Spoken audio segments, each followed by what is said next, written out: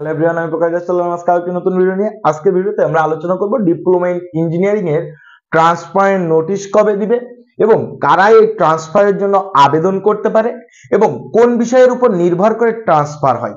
যেহেতু এই সেক্টর সম্পর্কে আমার বেশ কিছু অভিজ্ঞতা আছে, সেই অভিজ্ঞতার আলোকে আমি আলোচনা করার চেষ্টা করব। তুমি যদি আমার চ্যানেলে নতুন হয়ে থাকো তাহলে অবশ্যই আমার চ্যানেলটি সাবস্ক্রাইব অথবা ফলো করে রাখবে যেন পরবর্তী সকল ভিডিওগুলো সবার আগে পেয়ে যাও এবং তোমার মনে যত প্রশ্ন সবগুলো করে ফেলতে পারো এই ভিডিওর কমেন্টে। তাহলে কিন্তু সেই বিষয় নিয়ে আমরা নতুন কোনো ভিডিও নিয়ে আসার এই বিষয়টা নিয়ে আসলে অনেকে অনেক দ্বিধাদ্বন্দ্বে থাকে। তো ট্রান্সফার নোটিশ এখন ক্লাস শুরু হলো, আশা করা যায় রেজাল্ট দিবে তোমাদের পর্বমধ্য পরীক্ষার পরে। রেজাল্ট পর্বমধ্য পরীক্ষার পরে দেয়, তো যেহেতু পর্বমধ্য পরীক্ষার পরে তোমাদের রেজাল্টটা দিবে, তো রেজাল্ট দেওয়ার মাসখানেক আগে তোমরা নোটিশটা পাবে। আশা করি বিষয়টা বুঝতে পেরেছো। রেজাল্ট দেওয়ার মাসখানেক আগে তোমরা নোটিশটা পাবে। এখন আসো যে এই নোটিশে যারা কারা আবেদন করতে পারবে এই বিষয়টা নিয়ে আমি বলবো। তো দেখো, এখানে আবেদন করার ক্ষেত্রে আসলে সরাসরি তোমাদের 2022 প্রবিধানে লেখা আছে প্রথম, দ্বিতীয় ও তৃতীয় পর্ব তোমরা সরাসরি বদলির জন্য আবেদনের সুযোগ পাবে। পরবর্তীতে কিন্তু আর এই সরাসরি বদলির জন্য আবেদনের কোনো প্রকার কোনো সুযোগ নেই। এবার আসো যে স্পেশাল কেস বলতে তোমার লিগ্যাল গার্জিয়ান যদি সরকারি চাকুরিজীবী হয় তাহলে কিন্তু তোমরা আবেদনের সুযোগ পাবে। এখন আসো যে কোন কোন বিষয়ের উপরে নির্ভর করে ট্রান্সফার হয়, মানে তুমি যে ট্রান্সফারটা হবে এই ট্রান্সফারটা হয় কোন কোন বিষয়ের উপরে নির্ভর করে, এবং প্রথম পর্ব যারা অবস্থান করছো তারা কি এখন ট্রান্সফার হতে পারবে? তো তাদের জন্য এক কথায় উত্তর না, তারা কিন্তু এই মুহূর্তে ট্রান্সফার হতে পারবে না।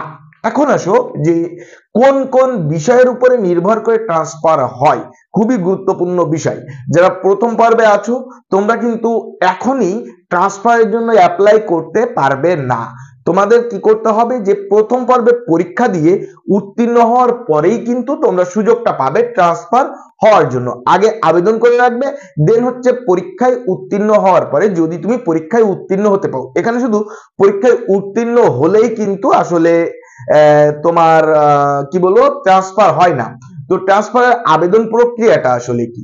ট্রান্সফারের আবেদন প্রক্রিয়াটা যখন ট্রান্সফার নোটিশ দেবে একটা নির্দিষ্ট সময়সীমার ভিতরে, তারপরে কলেজের পাশে একটা ফর্ম পাওয়া যায়, সেই ফর্মটা ফিল আপ করে মেবি 200 টাকা কি কত টাকা, আমার টাকার পরিমাণটা খেয়াল নাই সঠিক, তো ওই টাকাটা তোমরা রেজিস্ট্রেশন শাখায় জমা দিয়ে তোমাদের ফর্মটা ফিল আপ করে দিয়ে আসবে। তাহলে কিন্তু তোমরা ট্রান্সফারের জন্য তোমাদের আবেদনটা সফল হয়ে যাবে। মানে এই আবেদনটা কিন্তু তুমি নিজে নিজে করতে পারবে না, তোমাকে অবশ্যই তোমার ইনস্টিটিউটের সহযোগিতা নিতে হবে।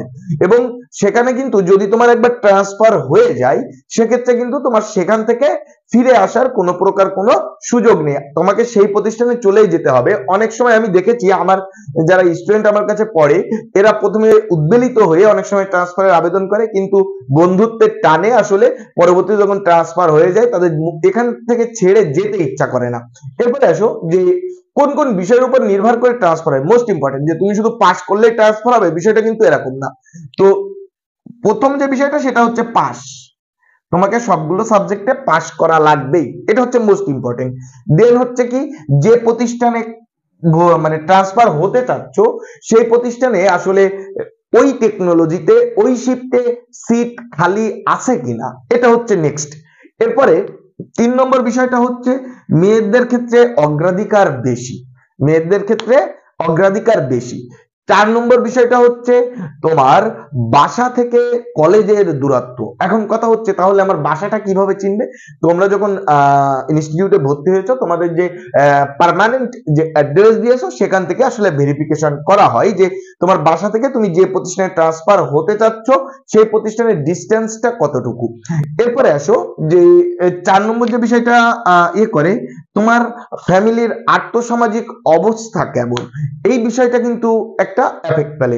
এছাড়াও আরো 4 থেকে 5টা বিষয় আছে, কিন্তু ওই সমস্ত বিষয়গুলো খুব একটা বেশি এফেক্ট ফেলে না।